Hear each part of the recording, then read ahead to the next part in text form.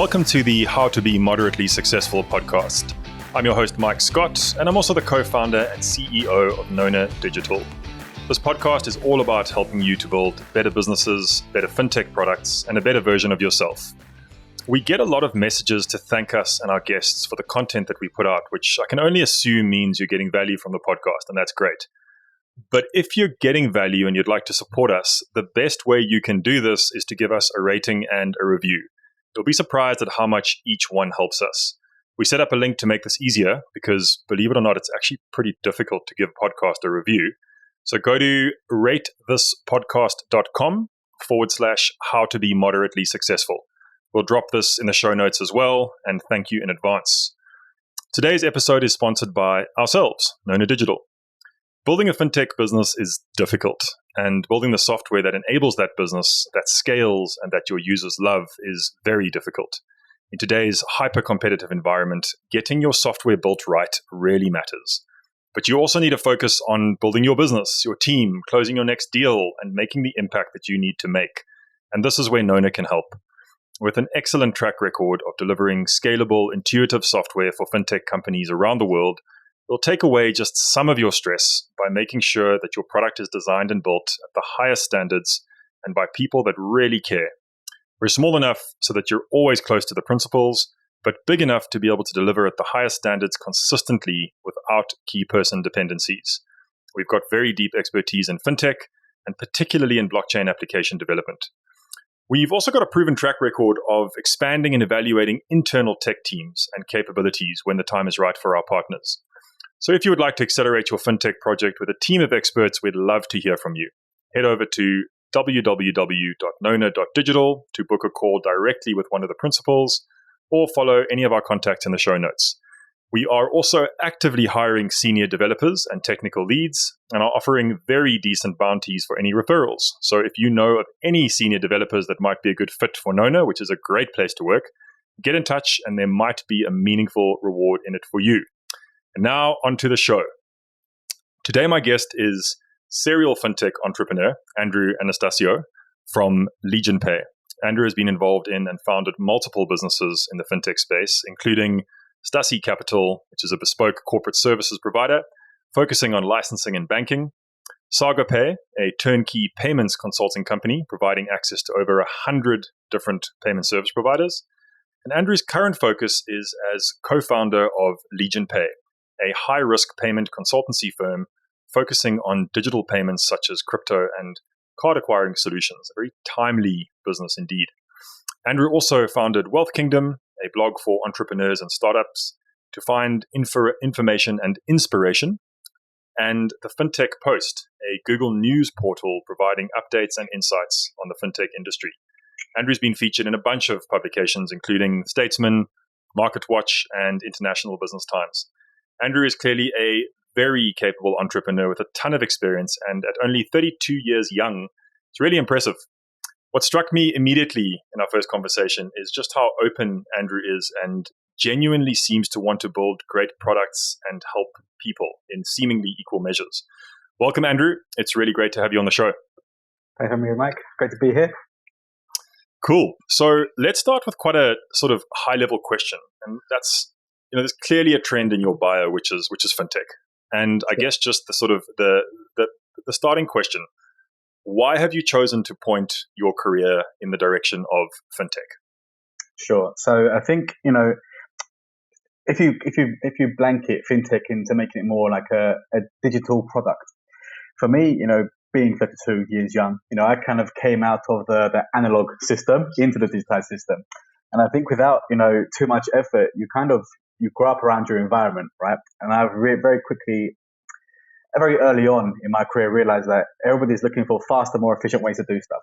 No one wants to keep doing the things, anywhere from, payment cycles to standard internet practices. Everyone wants to go online. Everything needs to be digitized.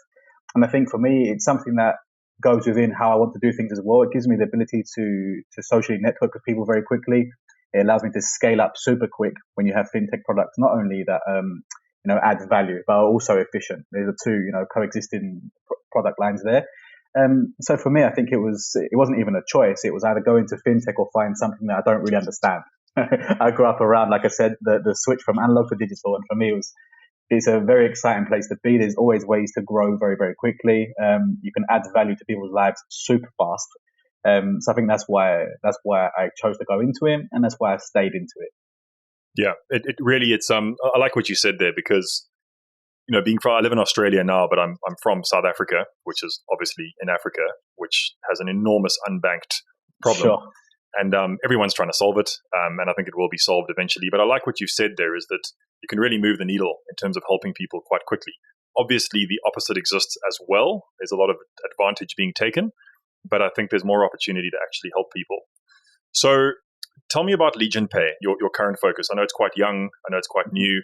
But talk to me about what it is, what it does, what it aims to be. Tell me all about it.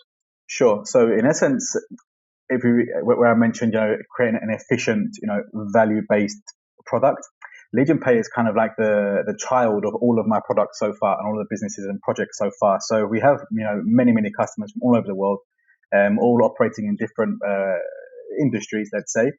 And for us, it was a case of, rather than have all these different brands, which coexist but are, separate in their ethical approach to products, we created Legion Pay in order to have all of these businesses, a long list of companies and clients with us, to have one point of call for different services. So we're in the process now of finalizing our payment gateway. So, for example, let's take Static Capital, which does corporate services mainly. The clients from Static Capital were then passed on to Saga Pay or any other projects that we had, rather than just having them as Static Capital, sign one contract with Static Capital, and we're good to go. This was becoming, as we grew, it became a very a headache providing situation with so many different contact places, so many different product lines, so many different fee schedules. So the idea behind Legion Pay was to consolidate this. You sign with Legion Pay and you have all these other products that are provided by our other brands anyway, indirectly or directly by us, to create a one-stop shop. This is the idea of Legion Pay. And a one-stop shop for who? For fintechs building technology that need payment gateways, different jurisdiction, regulation, things like who's the target customer? Is it banks? Is it fintechs? Is it technology that just wants to use some fintech stuff? Yeah. No, the product, the niche we go for is high risk. So it's companies that are operating for online forex, online crypto companies, gaming, casinos, anything that's classed as high risk and e-commerce. We have a solid base as well, low risk customers, online retailers who sell on Amazon, this kind of stuff that need payment gateways.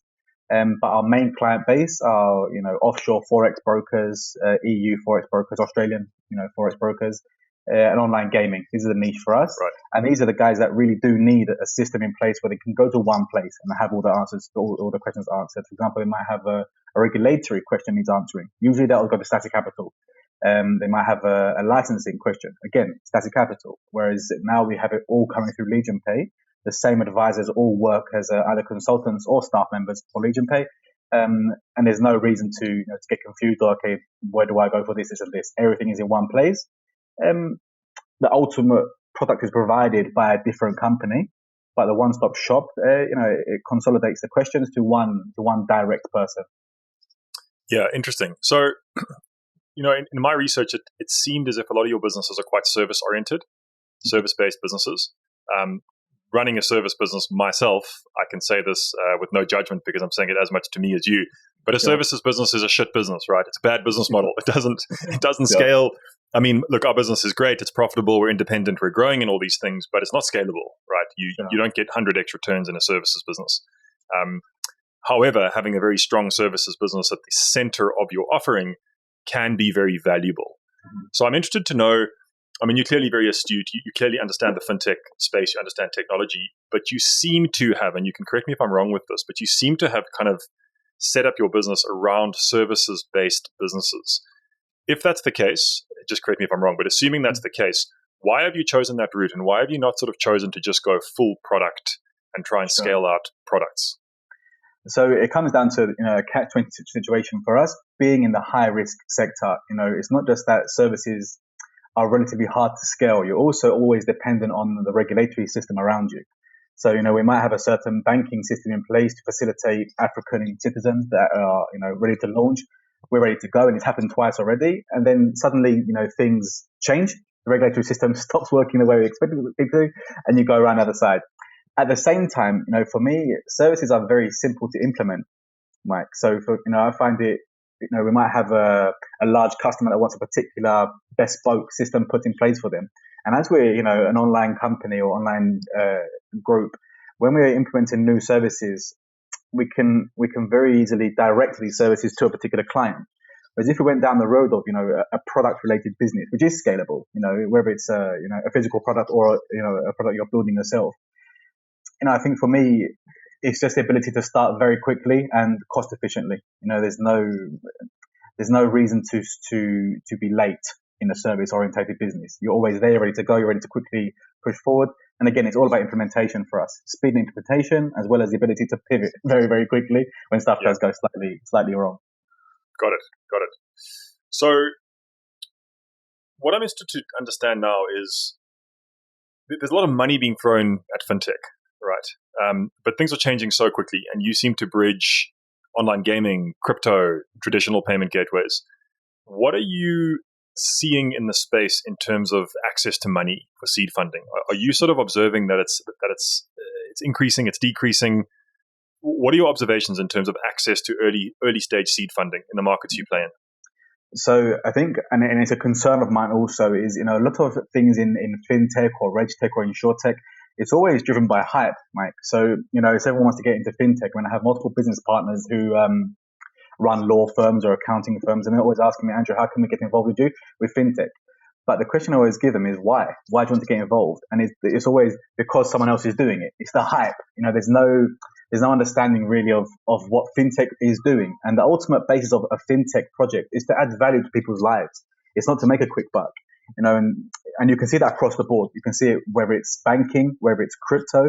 Everyone is looking for a way to be seen as an investor in fintech or the new fintech guru, this kind of thing. And these, the value isn't there, but the monetary funding is there because you have a lot of high net worth people who were what I call born in the analog system, who want to get involved with a new way of doing things. And then, for me personally, they're not the right type of people to get into this. They're used to a much slower way of investing and growing. Whereas, like I said already, with fintech, depending on what service you provide, you have to be constantly adaptable to the change.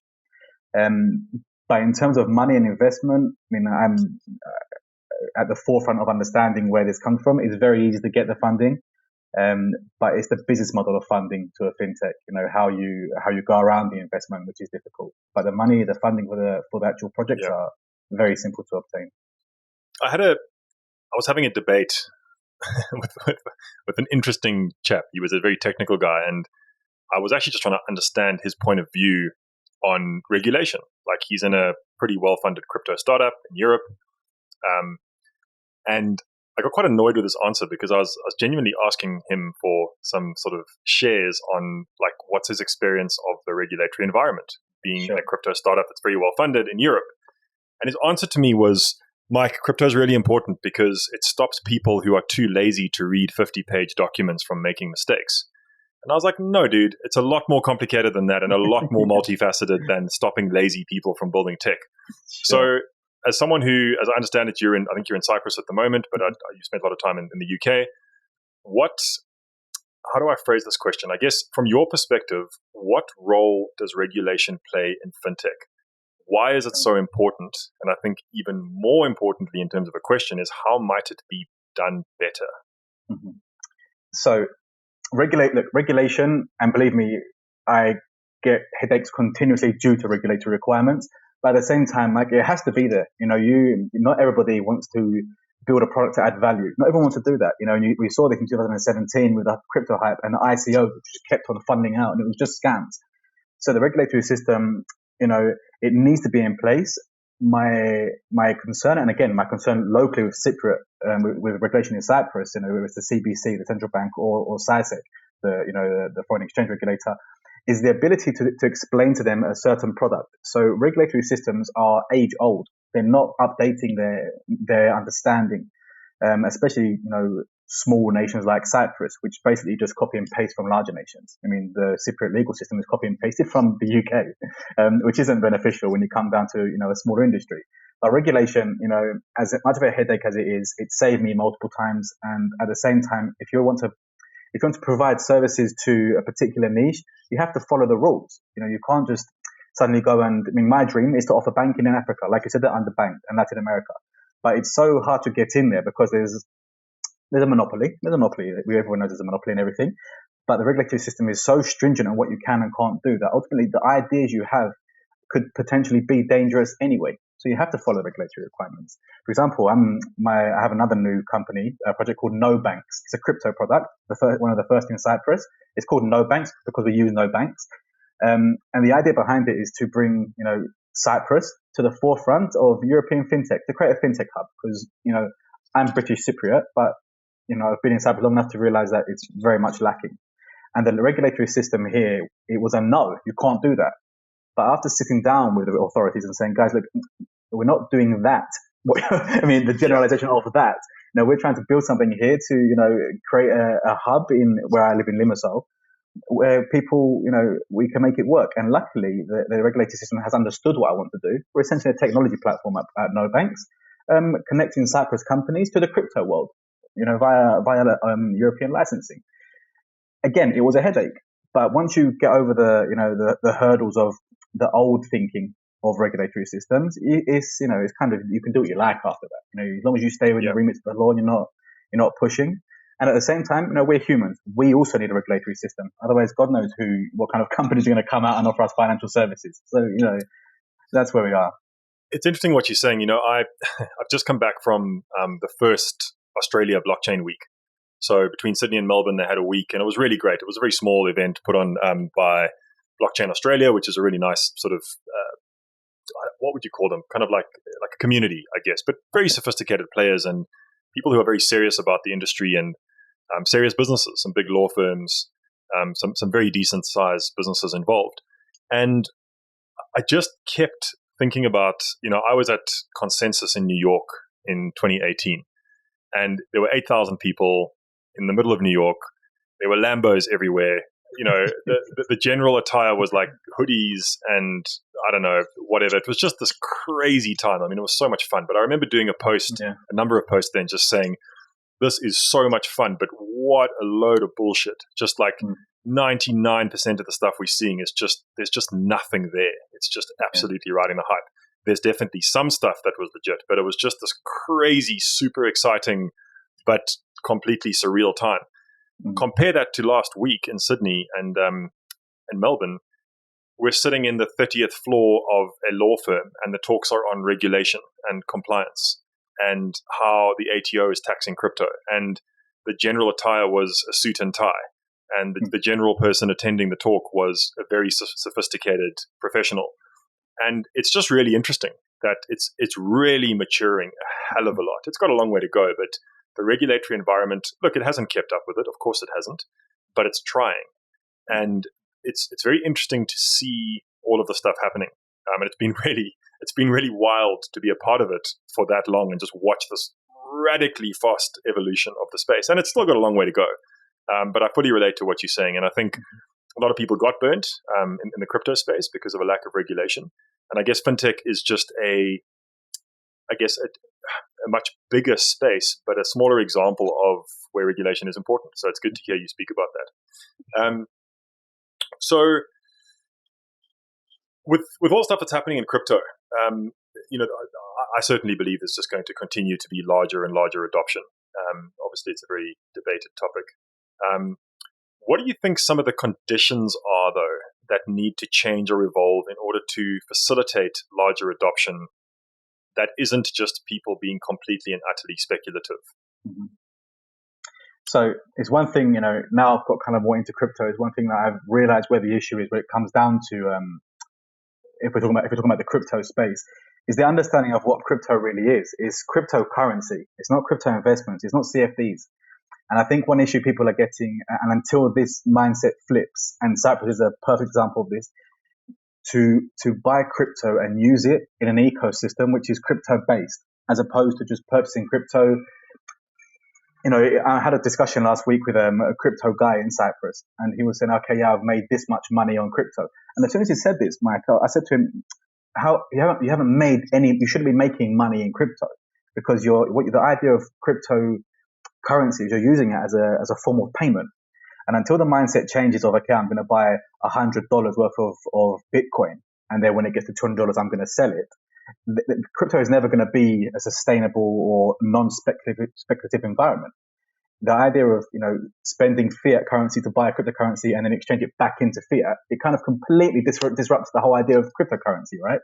I don't want to keep on mentioning no banks, my new product, but the idea behind no banks is that you don't need to use fiat. We implement an API, which is cryptocurrency API. You get paid in XRP, you get paid in Ethereum or Bitcoin, and it stays in this, and you use it to run your business. Okay, it's a hurdle. It's an absolute hurdle, Mike. But until people understand that the cryptocurrency landscape needs to remain a cryptocurrency landscape and not, an investment portal, it's never going to get better, and it's always going to be speculative. You're going to have hypes on TikTok who are going to tell you to buy this, buy that. That has no real value to the product, which causes speculation. This is how it works. I think it's interesting because, obviously this is a massive debate, and that, it's interesting when you're doing your tax returns on this stuff, because that's really where you start to look at this from a practical perspective, and you're sort of going, okay, well, how are people treating this? And it's interesting. Very few people are treating cryptocurrency as a currency. Mm-hmm. The vast majority of people are treating it as either a trading asset for income or a store of value for sort of capital gains type of environment.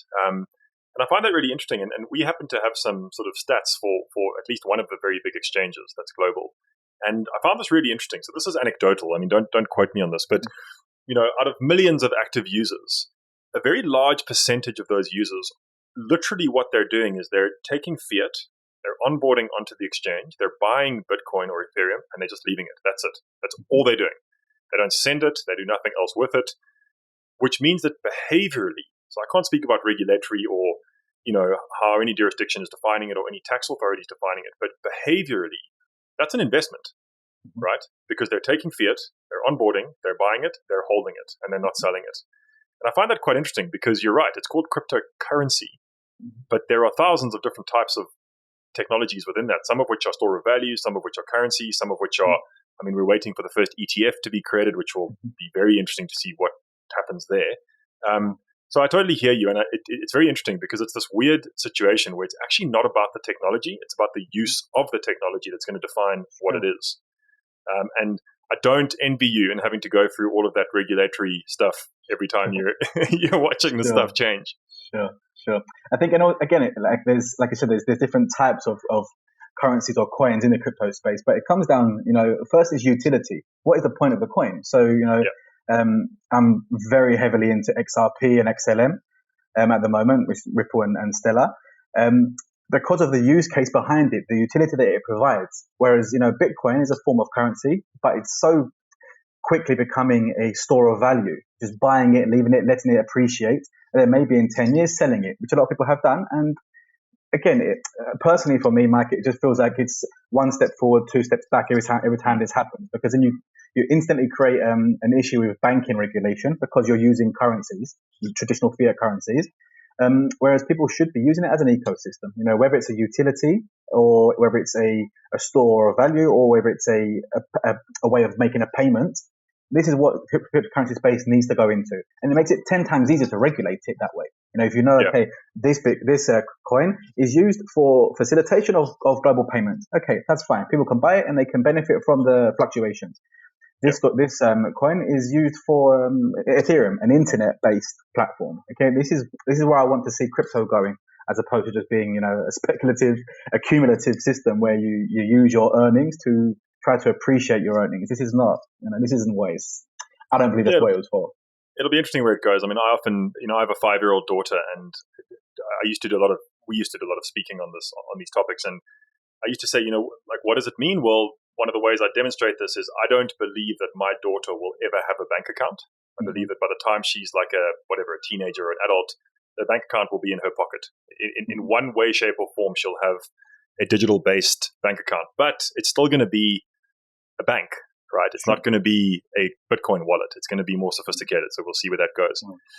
Cool. So I want to shift gears a little bit, sort of more let's talk more generally. So you've started a lot of businesses, you run a lot of businesses, you've got publications. I didn't even know about this No Banks. It's another business you're building.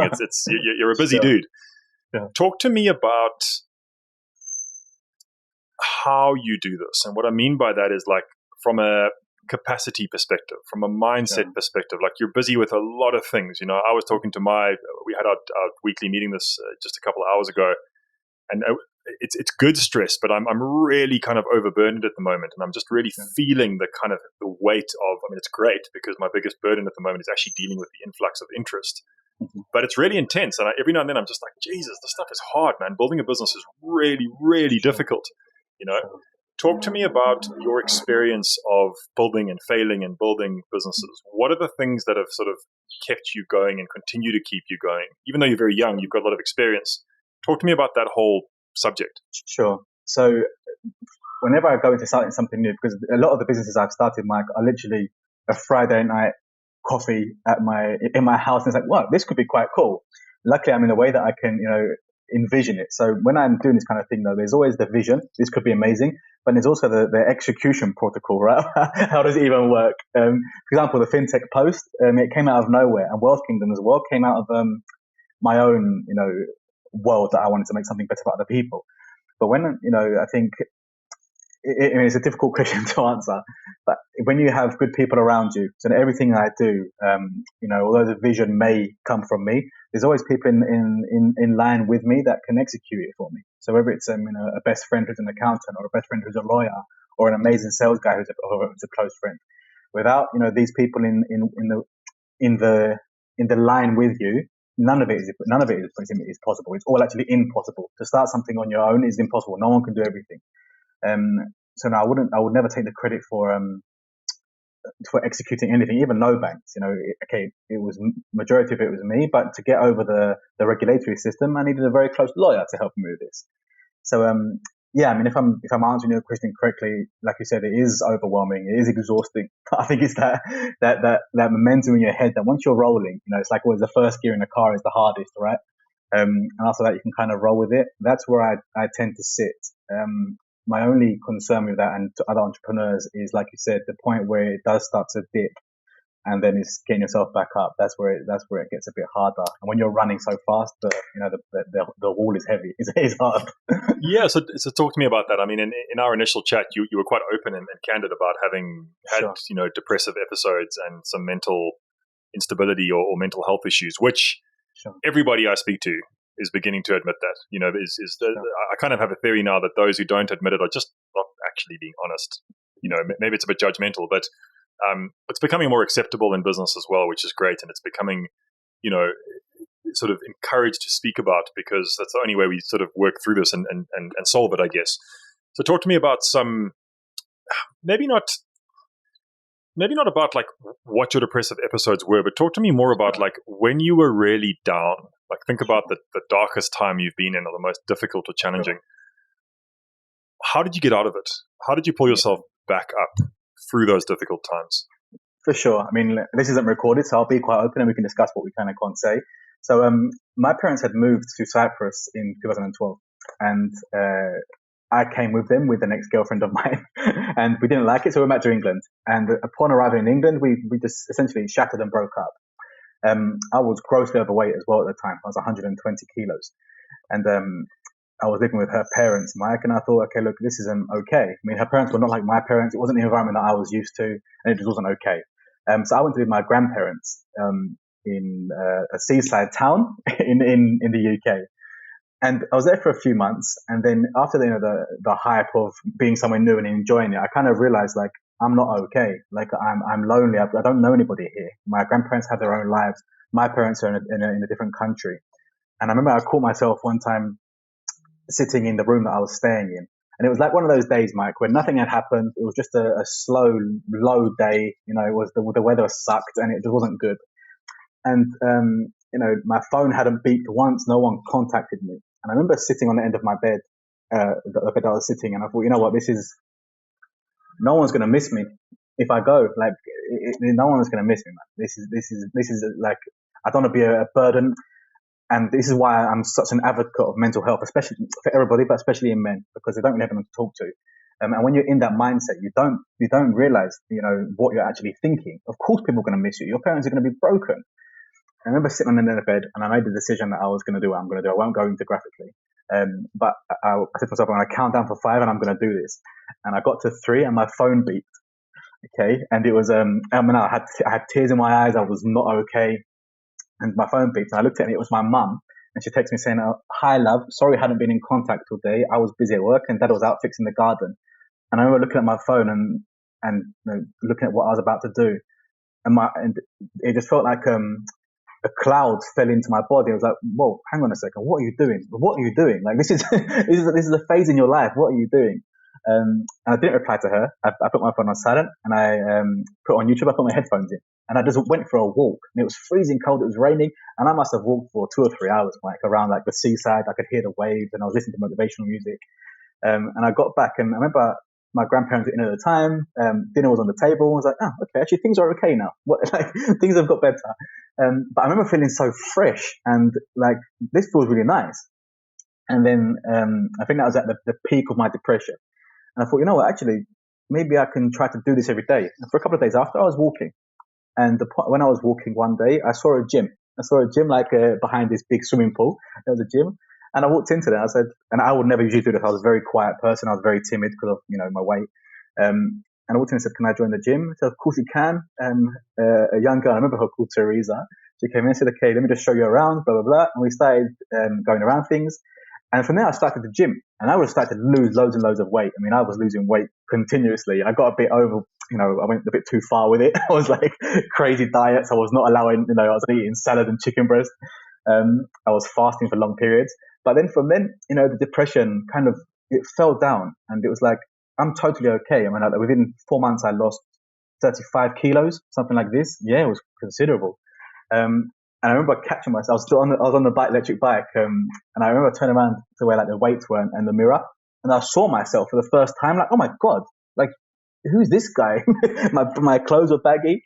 And I think from that point on, I realized, I want to do more with my life. Like, I can't do this. I can't live with my grandparents. I can't be depressed. I can't be thinking that I'm going to say it, that suicide is an okay thing to do because, you leave people behind. You get out, but you leave people behind. And I think from there, I became, it's why I created, a system around me where I wanted to just continuously build value for people and always be there. Because depression isn't going away, mate. Depression isn't going to go away. And personally, I think it's going to get worse because the system is essentially collapsing on young people. The ability to even, become socially acceptable, let's say, in your understanding of the brainwashing of what you should do with your life, it's becoming impossible. People can't get on the housing ladder and it depresses you. People can't, get good jobs and it depresses you. Once the university is finished and you've got to go out into the real world, it's hard. Some people need somewhere to go for this. So that's a really great and powerful story. Thanks for sharing that. Have you developed any kind of routine or process that you activate when this happens? Because I'm guessing this is not the last time you felt depressed. I'm guessing you've been through this every day, if not every week or every month or something. Sure. Have you developed a sort of a process to get through it, or do you just sort of take it day by day? So, if you're really down on a Tuesday morning for some random reason at the moment, what do you do now? Yeah. What's your process, or what happens to get through that or out of it? Yeah. So I think, one of the main things that everyone needs to understand is just maybe have, what I tend to do is have a notepad, and it sounds arrogant. I don't mean to be arrogant, but a list of things that I've achieved. So let's say I'm trying to start something, or like with Legion P or No Banks or any businesses, and something does go wrong, it hits you like a train, and you think this is not worth it. But then if I have somewhere close to me where I can say, okay, look, but this happened before. Remember, this happened on this day, and I achieved that, and this happened. Or with Static Capital, when I had a very big client who we signed contracts and they stopped, but then something turned around and we got the client back. I have this all written down, basic, very low level achievements, but it just keeps your mind from cycling round into a depressive state where there's no way out of this, which is what causes depression. The manual suffering of your brain or your mindset. Another thing is to just get fresh air. I mean, it sounds so silly, and I don't mean to, degrade depression, but just getting fresh air and going out into nature just turning your phone off, even for 30 minutes, and just walking. I mean, we're lucky. We live in Cyprus. We have a sea right across the road. I mean, not everyone has this, but everyone has the ability to go and stand by a tree, and just breathe. Put your hands on the tree and just breathe, and then come back as fresh as you can. The bottom line is, if you have a bad day, a bad morning, your day is going to be bad. It sucks, but there's nothing you can do about it. Once you're in that mindset where you've woken up and you're just not okay, it's going to take you a long time to get out of it. And I think to analyze that, the knowledge, to analyze the situation, to be in the knowledge that is okay, it helps a lot. You're allowed as an entrepreneur to do that. It makes me think, I've often sort of spoken about what I'm about to mention, but there's a podcast that I love. It's the Rich Roll podcast. He's just fantastic. And he just puts it in a very simple way. He says that, in his experience, and he's been through a lot, and he's an amazing human, mood follows action, not the other way around. So, what that means, and it might sound obvious, but I think a lot of us are by default, we're wired to think that we exercise and we do, healthy things when we're feeling good. Mm-hmm. But actually, it's the other way around. Actually, it requires a bit of willpower. When you do the healthy things, your mood improves. Mm-hmm. And for me, because I can fully relate to this, I've never been, I don't think I've ever been depressed by sort of extreme standards, but absolutely extremely stressed and very down and all sorts of things in business. I don't know any business person that doesn't go through those times. So much so that I've developed a sort of a process. It changes all the time. But for me, it's all about action. So if I can feel this coming on, there's a bunch of things I'll do. And it's similar to you. I'm a big believer in breath work and meditation. So that's what I'll do. Then I'll tidy up my office. So I work from home mostly these days, but because I can control that. So if I go, whoa, let me just get absolute clarity on my environment, I feel better. Then I'll do some push-ups. I love doing push-ups. So I'll do a whole bunch of push-ups. Then I might do some cold water immersion. If it's cold outside, I'll jump in the pool in 10 degrees, and it's invigorating. And before I know it, it doesn't really matter what you're doing. That's why I'm running over these things. It doesn't actually matter what the actions are, as long as they're healthy and they're constructive. Suddenly it's 20 minutes later and you feel better. Your mood is lifted. And it's this amazing thing to realize that you actually have control of your mood, right? That mood follows action, and everyone can take action. You can go for the walk. You can go to the gym. You can hug the tree. You can jump in the Cyprian Ocean. It's these things are around us. Even if you're in London and it's cold and grey, there's something there that you can do. You can go and hang out in a cafe with lots of people, and it's a very powerful thing to hear that. And it's amazing. I remember being on a panel once, and this lady in the audience said the strangest thing. She asked me the question on the panel, and she said, "Hey, Mike, before you were successful, when things used to be stressful, how did you deal with this?" And I was like, hold on, wait, what? When things used to be stressful, do you think it just gets easier? Oh man, sorry to tell you, it just gets harder and harder and harder and bigger and bigger and bigger. So these coping mechanisms are so critical, and I think it's great that you're spreading that knowledge and that experience, because it's very real, right? It's not said from a place of theory; it's said from a place of practice. Mm-hmm. So let's lighten it up a little bit, because that was quite heavy, which is good. But changing gears a bit now. So there's so much movement in the fintech space. There's a lot of investment going into it. Plaid is doing amazing things. Stripe, Venmo, PayPal, Monzo, you name it. Which 3 fintechs do you believe are most worth watching at the moment, and why? Sure. So there's 3, but 2 are kind of similar. One again is XRP, which is Ripple Labs. Another is XLM, Stellar Lumens. And the main reason for this is the innovation behind cross-border payments. So it's something that on a retail basis or on a daily basis, people don't realize. But banking is timely, and banking is costly, and banking is also, it's not particularly fun. So the way that Ripple Labs with XRP and Stellar Lumens with XLM are working is to facilitate much faster, much more cost-efficient transactions. And for me, in the payments industry and in fintech, I could see that for a year being needed. If you think to send a Swift payment takes up to 11 days, depending on where you're sending it from, and upwards of $30 to send the transaction, when with what XLM and XRP are offering to provide on an innovational level or an innovative level, is the same product, the same solution, but within seconds for cents. And that's not a joke. I mean, that's a serious thing that not only can create huge value to individuals, but also to colossal businesses. I mean, it's something that I wish I was a bit better funded and a bit older to be able to do as well. But okay, I'm more than happy to run off the back of that. And no banks, the majority of our products are based off of XRP for this simple reason. Just the sheer the volume of transactions that you can make, and the cost effectiveness of even a small business, reducing their costs from even €1 for a SEPA payment to cents. I mean, that's a 100x you're saving. It's not a joke. These two are, they're not only the future that, I believe, apart from the SEC lawsuit, which is happening with XRP, which I don't know enough about to get involved with. But, the solution that they're providing on a product basis is next level. And honestly, it's game changing. Why do you think? Because you're 100% right.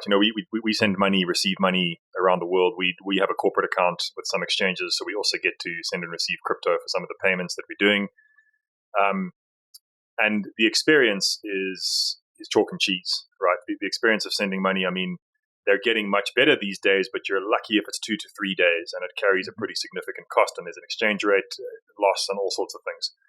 Sure, you've got the speculative risk with crypto. Absolutely. That can't be overlooked. It really can't, because that could be devastatingly bad or really lucky, but it's just very risky. Why do you think Swift still exists? Simple question, but sure. with I mean, XRP's technology and many of the other crypto technologies totally can do what it does. Simple terms, to a 7-year-old, why then is Swift still a thing?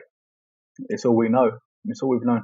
So it's like, okay, I don't want to say too much, but there's also the monopolistic aspect to it. It's an age-old system. But again, it's all we know. And without having, it's like anything. If you go to someone 200 years ago and you sell them a car, they would have preferred to buy a horse, because that's all they know. They didn't know that a car's faster and more efficient and can carry more. Until people, not just young people, but people can understand that there is other options out there, you will always remain with the first option.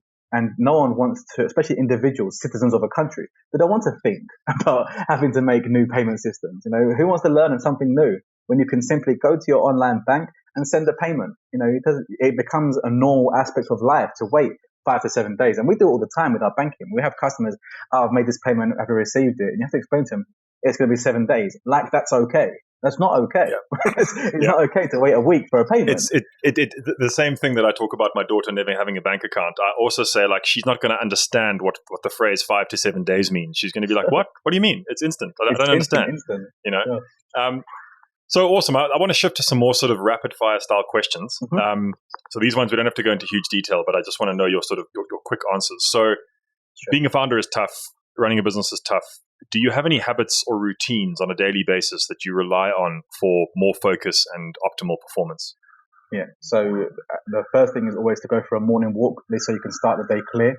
You start the day clear and you end the day clear. These are the main things. And always to have at least 30 minutes a day. It doesn't matter how busy you are. Everyone has 30 minutes just to put music in your ears and just to recalibrate. That's all it is. Because if you're, a hyperactive founder or CEO, the moment you come into work, it's not just your own work you're dealing with. You're dealing with your employees' work also, and their mood swings and their life. So you need, to always have the early morning, breathing exercise, or at least, a shower to cleanse your mind. Have your 30 minutes in the middle of the day just to clear your mind, and people will respect that. If you have a good system around you, people will respect that 30 minutes. And before you go to bed, just to, whether you're going to meditate or just listen to nice music, just to calm your heart rate down, and then you're ready again to go in the morning. This is what I do on a daily basis, just to make sure that I don't fall over the hill. Yeah, I love it. What scares you in business? Instability. I think the word scary is probably a bit too much, because everything scares you in business. I mean, anything can go wrong. But in terms of, if people could know the future, then life wouldn't be fun. Let's put it like that. But at the same time, the scariest side of business is, are you always going to be okay? Things can go from bad to worse very quickly. Things can go from good to great very quickly. So I think it's, the instability in human nature anyway, that's where the fear is. I know that you're a big reader. I know that you love reading books. What content are you consuming currently? Self-improvement, always self-improvement. self-improvement and motivational books, people who have come from a certain place. One great book that I continuously tell people to read is The Lucifer Principle. It's unbelievable. And it just kind of clears up the brainwashing. Let's say that it clears up the understanding that you're allowed to be a little bit evil. You're allowed to be great. This is a normal human nature. It's not okay to always be good because there's not always good people around. So this kind of book, I'm not saying go and be evil, but I mean, it's okay to understand that if you are having a bad day, it's okay to say no. Let's say it like that. Yeah, there's a very, very wise and someone I respect a lot said something to me a long time ago, and along with some of the lines, which I'll definitely read The Lucifer Principle, but just, he sort of said to me, Mike, everybody has the capacity in them to do good and evil. Where your power goes is what's dangerous, but it's there for everyone. Like, we all have it. And that's always made me feel better. It certainly doesn't give me a license to be evil, but just like, oh, okay, it's there. All right, it's there. So it exists. Yeah. And then it's a question of how you choose to allow your energy or power or focus, whatever you want to call it, to go. So I love that. What's the last book you read cover to cover? Rich Dad Poor Dad.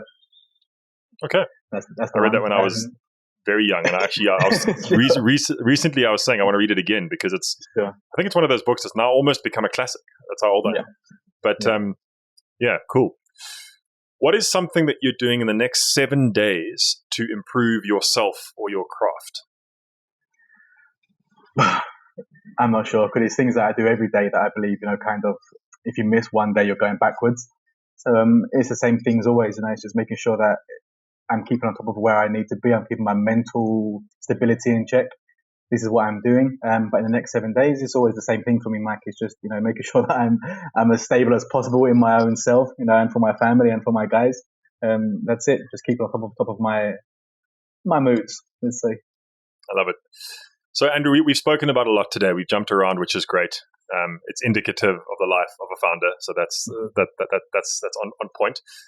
But of everything we've spoken about today, what is the one thing that you would want the listeners to leave with? I think the section of, it is the darkest section, but regarding the mental aspect of being a founder and the mental aspect of understanding that it's okay to have bad days. The mainstream understanding of every day needs to be okay if you're a good leader is a whitewash, and it's not acceptable anymore, at least in my world.